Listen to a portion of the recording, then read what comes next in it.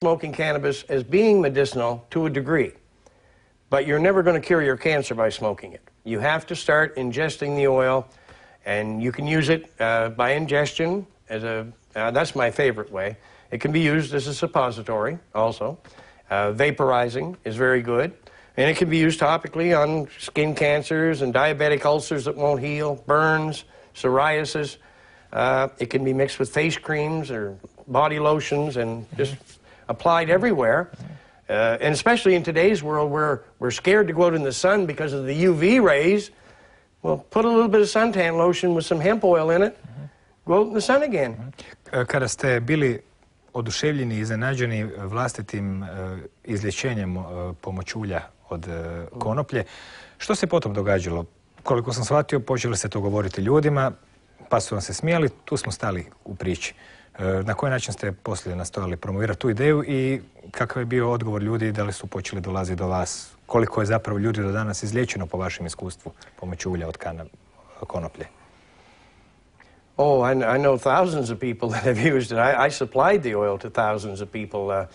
When I started supplying the oil for nothing. I was growing the plants, and then I would produce the essential oil. And I started with friends and people I knew that had skin conditions and problems, and it was just working one miracle after another. And then in 2004, I went to our local paper in the Spring Hill Record, and they did a full-page article detailing everything I was doing, a picture of me and everything. And but it was a year later that finally the Royal Canadian Mounted Police, they came and raided me, and they took 1,620 plants out of my backyard that year.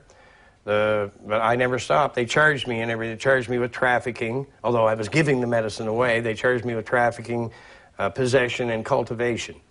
Well, I had to grow the plants to be able to produce the medicine. So 2006, I went right back at it again. I had another 1,100 clones in my backyard. In 2006, they came again and stole the crop.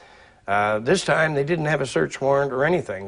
They just come in and said, we're with the marijuana eradication program. And I wasn't even arrested. They just went in the backyard and took the plants. But, I mean, the problem is, due to those raids that the RCMP staged, many people died. Because, I was using this, I was growing these plants, making the medicine, and giving it to people who were dying from cancer. They come and they take the plants I need. Well, I had a little bit of money at the time, so I would go out, and I actually went out and bought material to make the oil from, and then still continued to give it away until I didn't have any money left. I was out to prove this. And it's something that, anybody with a conscience, if you know how to cure cancer, and you're sitting there talking to someone who has cancer, could you be quiet about it? Would you not tell them? So I just did, I think, what any rational person should do. But I supplied oil to, I'd say in the vicinity of somewhere around 2,500 people or more came directly to my home with all types of medical conditions. Everything from arthritis to AIDS. It works on everything. And so I dealt with all those people. And then on top of that, I shipped it all over Canada.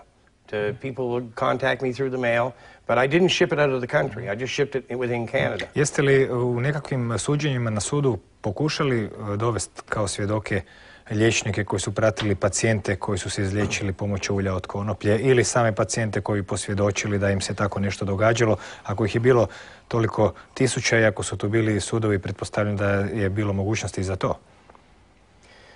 Well, during my court case, I went through a charter challenge in Canada.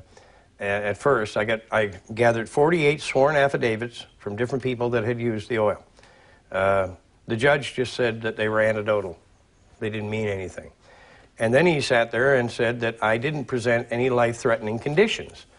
Well, post-concussion syndrome that's what I have, and with the blood pressure, it is life-threatening if you don't have the proper medication. And on top of that, I cured my skin cancer. The judge knew this, but... Što je sa tim svjedocima? Pozivali ste ljude na sud? Well, no, the witnesses came in, that happened in the following court case. This was the charter challenge, was the first thing I did. But anyway, the judge, he came out against it. He said I didn't exhibit any life-threatening conditions, which was an out-and-out lie. And he had no right to even make that determination. He's not a doctor. So then I went into the Supreme Court of Nova Scotia with it. Same prosecutors, same judge. I had 10 patients ready to testify, and I had brought in 6 doctors. They wouldn't let them on the stand. I had scientific evidence, boxes of it. They wouldn't let me introduce it. So in the end, I wound up testifying on my own behalf, and I did a pretty good job, I think, because in the end, the Crown prosecutor, he was seen leaving the jury room 3 minutes before they came in with my verdict. He tampered with the jury to make sure that I was found guilty, just to make the public believe he's some kind of criminal. But yet, when the judge sentenced me, he said, in my 34 years in the legal system, I've never seen a case like this. He said there was no criminal intent. And then he came right out and said, the scientific evidence does exist to back up everything he's saying, plus he has all these patients that are saying the same thing. So I was facing 12 years, possibly 12 years in jail. They gave me a $2,000 fine and a gun restriction. And the only reason I got the gun restriction, there was no guns in my home, but anybody that is charged with trafficking in Canada, you automatically get a 10-year gun restriction, which makes no sense either. Na internetu je moguće u vašem filmu vidjeti kako se proizvodi ulje od konoplje. Pretpostavljam da nije kompliciran proces, pa nećemo sada na njega gubiti vrijeme, s obzirom da pretpostavljam da većina ljudi ima priključak na internet. U kojoj mjeri je ovaj sintetski THC učinkovit, manje učinkovit ili više učinkovit od prirodnog THC-a? Well, no, industrial hemp is not going to produce the medicine, you know, the beneficial medicine that the heavy strains with a lot of resin, that's what you need. So it's hard to compare them medicinally.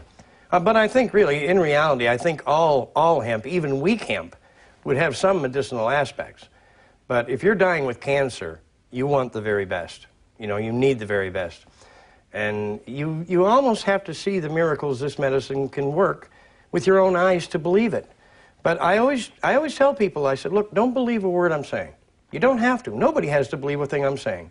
Simply go out, get 30 grams of good hemp bud, preferably indica, and make the oil. We have very detailed instructions right there on our website at Phoenix Tears. Follow those instructions, produce the oil. Take that oil out, find somebody with a diabetic ulcer, a skin cancer, or a bad burn, put the oil on it, and put a bandage on. Then every 3 days, apply new oil and a new bandage and watch what happens.